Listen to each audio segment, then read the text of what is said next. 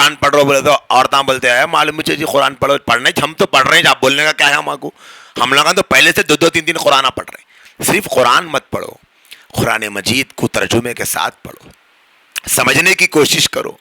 اللہ تعالیٰ میرے کچھ بول رہے ہیں, کیا بول رہے ہیں سمجھنے کی کوشش کرو. ایک میسج آ گیا فون پہ تیلگو میں لکھے ہوا ہے اور خالی پیسے لکھے ہوئے ہیں 5 لاکھ بول کے, کتنا پریشان ہو جا رہے ہیں. فون کر کر کے پوچھ رہے ہیں ارے ذرا میسج پڑھ کے بولو, تمہاری بچی کو تیلگو آتی نہیں, کئی کچھ ہی بولتا ہے کہ میرے کو میسج آیا جی 5 لاکھ لکھے ہوا ہے, میرے کو 5 لاکھ اٹھے گی کیا آئے گی, تیلگو میں ہے مگر سمجھ میں نہیں آ رہا. اتنی پریشانی کہ وہ نے بیچاری بچی کو پڑھائے, ان کو پڑھائے, معلوم ہوا تو بولے نہیں وہ آپ کے واسطے کچھ بھی نہیں ہے, وہ کوسی کی ایک کمپنی کیا کی آفر رکھ رہی تو وہ 5 لاکھ ایسا ملتے بول کے کیا کی سنا رہی انہیں, کیا کی ہے وہ تمہارے کو نہیں ہے. بولے جب دل ٹھنڈا ہوتا اماں میرے کو نہیں ہے, میں خوش ہو گئے جناب 5 لاکھ آتے بول کے.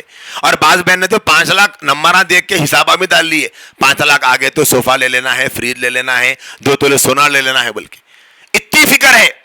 اور الحمدللہ رب العالمین میں اللہ پاک کیا بول رہے ہیں, انا آتینا کل کوثر میں اللہ کیا بول رہے, تبت یدا ابی لہب میں اللہ کیا بول رہے, قل هو اللہ احد کا کیا مطلب ہے, قل اعوذ برب الفلق کا کیا مطلب ہے. آج ہماری کتنی بہنیں ہیں جن کو پوچھو آپ نہیں معلوم. تو رمضان کے اس مبارک مہینے میں قرآن مجید کو ترجمے کے ساتھ, ایتھینٹک اسلامک اسکالر کے ترجمے کے ساتھ پڑھنے کی ایک عادت ڈال.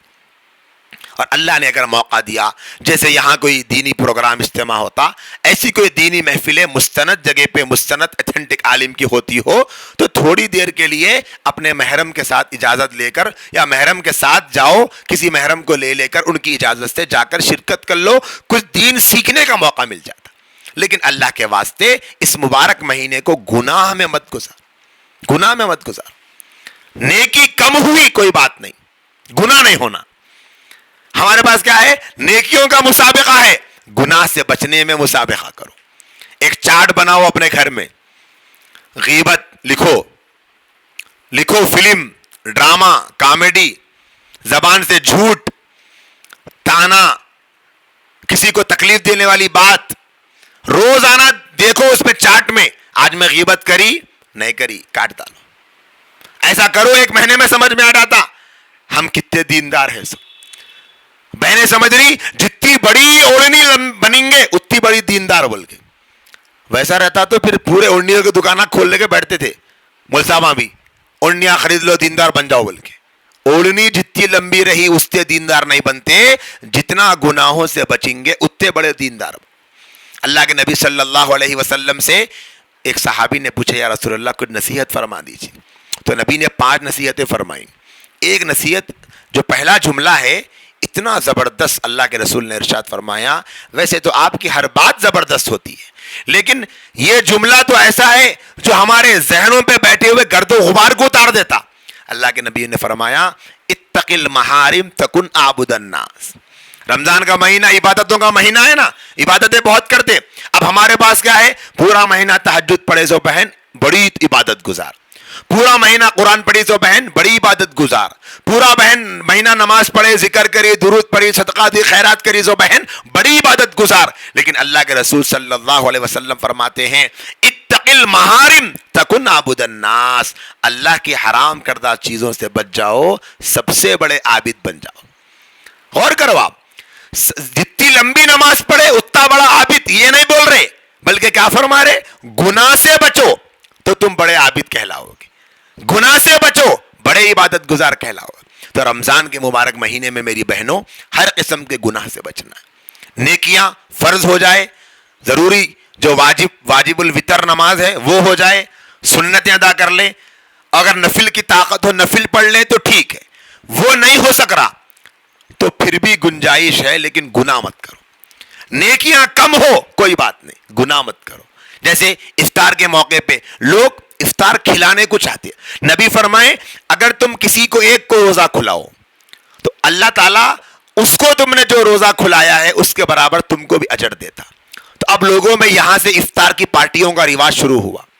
ماشاءاللہ افطار کی دعوت کرو, اچھی بات ہے, لوگوں کو روزہ کھلانے کا جذبہ ہے, لیکن اس نیکی کے ساتھ جو گناہ جڑ گیا, اور وہ انبل گناہ ہے, وہ انبل کا مطلب کمپیوٹر لیے آپ تو اس کے اندر ریم لگے ہوا آتا, ہارڈ ڈسک لگی ہوئی آتی, میمو اور پروسیسر لگے ہوا آتا. اب فون آ رہی, اس کے اندر بھی میموری انبلڈ آ رہی. تو انبلڈ کیا گناہ ہے افطاری کی دعوت کے ساتھ؟ ریاکاری کا گناہ. دل میں خیال ہے ایسی افطاری کی دعوت کرنا ہے اس سال تو کہ پوری بستی میں میری افطاری کی دعوت ٹاپ پہ رہنا, اور اس کے واسطے لوگ نہیں کر رہے شروع میں دعوتاں, ارے رمضان کے پہلے اس میں نہیں کر دینا یارو, کئی کو بھائی, اس لیے کہ پہلے اپن کر دیے تو بعد میں اپنے سے اچھا کرتے لوگ, اس لیے دیکھ دیکھ کے 25 کے بعد کرنا, اور پورے 25 دن سروے کر رہے ہیں. ہاں بابو میں ایسا کرے, اچھا اشفاق میں ایسا کرے, اچھا فلاں صاحب ایسا کرے, ٹھیک ہے اپن دیکھو تم ایسی کریں گے, شاندار کریں گے, ختم ہو گئی بات, نیکی ختم ہو گئی وہیں پر. ریاکاری کا جذبہ جہاں آ گیا وہ نیکی سے نہ ہوتی.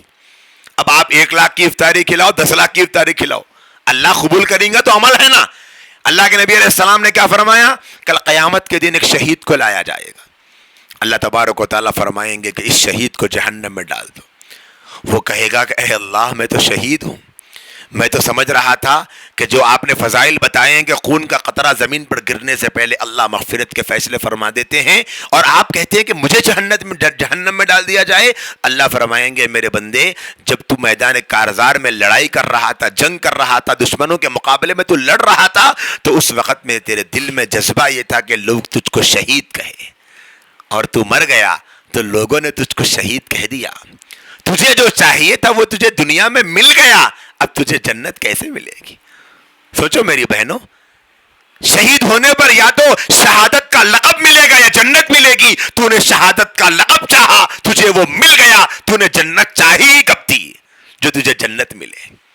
افطار کی دعوت کر رہے, مقصد تو نام تھا, مقصد تو واہ تھی, مقصد تو ریاکاری تھی, مقصد تو پوسٹر میں فوٹو آنا تھا, مقصد تو نام آنا تھا, مقصد تو خاندان میں ہمارے نام کی چرچے ہونا تھا, وہ مل گیا. اب کیا روزے دار کا ثواب اور کیا جنت ملے؟ اس لیے میری بہنوں, نیکیوں کو بچانے کی فکر کرو. آج پوری دنیا نیکیوں کو کمانے پہ فوکس کر رہی ہے. میں آپ سے کہنا چاہتا ہوں, نیکیوں کو کمانے سے زیادہ عقل مند نیکیوں کو بچانے والا ہوتا ہے. کمانے والا عقل مند نہیں, اصل عقل مند تو وہ ہے جو کمانے کے بعد بچانے والا ہو. بچائیں گے نہیں تو کمانے کا فائدہ کیا ہے؟ محنت کر کے کما رہے ہیں لیکن ضائع ہو رہا ہے. اس کی مثال ایسی ہے کہ ایک آدمی بیچارہ دوسرے علاقے سے آیا, اور لوگ کہنے لگے کہ بھئی یہاں جو زمین بک رہی ہے مت خریدو بھائی, 2-4 مہینے 6 مہینے میں یہاں پر حکومت کی طرف سے روڈ وینڈنگ کا کام ہوگا, ماسٹر پلان کا کام ہوگا, یہ زمین ٹوٹنے والی ہے, مت خریدو. بولے گا چل رہے ہو تم مجھ سے, تم کو دیکھا نہیں جا رہا اتنی بڑی زمین میں دوسرے علاقے سے آ کر خرید رہا ہوں. تو کسی کی نہیں سنا, 10 کروڑ روپے لگا کے پوری زمین خرید لیا, کئی 1 کروڑ کی بلڈنگ بنا ڈالا. 6 مہینے کے بعد میں آئی اور بلڈوزر نے توڑ دیا. کمایا کروڑوں اور 6 مہینے میں گوا دیا. عقل مند کہیں گے, بے وقوف کہیں گے. ایک آدمی بیچارہ, اس کے پاس ہے ہی 1 لاکھ روپے, کسی نے بتایا کہ صاحب وہاں زمین ہے فلاں جگہ 100 گز کی, کتنے میں صاحب 2 لاکھ میں ہے, کہتے سستے میں ہے لے لو. ٹھیک ہے بھائی, 1 لاکھ قرضہ کر کے بیچارہ یہاں سے وہاں سے جوڑ کے کر کے 2 لاکھ جمع کر کے جا کے زمین خرید لیا. سال 2 سال گزر گئے, جا کر معلوم کیا تو اب زمین کی قیمت 5 لاکھ ہو گئی. رہتا ہے جھوپڑی میں, کرائے کے مکان میں, لیکن 5 لاکھ کی پراپرٹی ہے. عقل مند ہے یا نہیں ہے؟ دکھنے میں غریب ہے لیکن اندر سے مالدار ہے. وہ بیچارہ دکھنے میں مالدار تھا اور اندر سے ہولا تھا. یہی آج ہمارا حال ہو گیا میری بہنوں. نیکیاں تو اتنے کما رہی اور خوش ہو رہی, الحمدللہ میں تو بہت قرآن پڑھتی ہوں, میں تو بہت ذکر کرتی ہوں, میں تو بہت درود پڑھتی ہوں, میں تو بہت نماز پڑھتی ہوں, میں تو بہت یہ کرتی ہوں, میں تو بہت وہ کرتی ہوں, سب خوش ہو رہی, لیکن اندر سے پورا کھوکھلا ہوتے جا رہا. اسی لیے میری ماؤں اور بہنوں, اپنے آپ کو گناہوں سے بچانے کی طرف پوری توجہ کی ضرورت.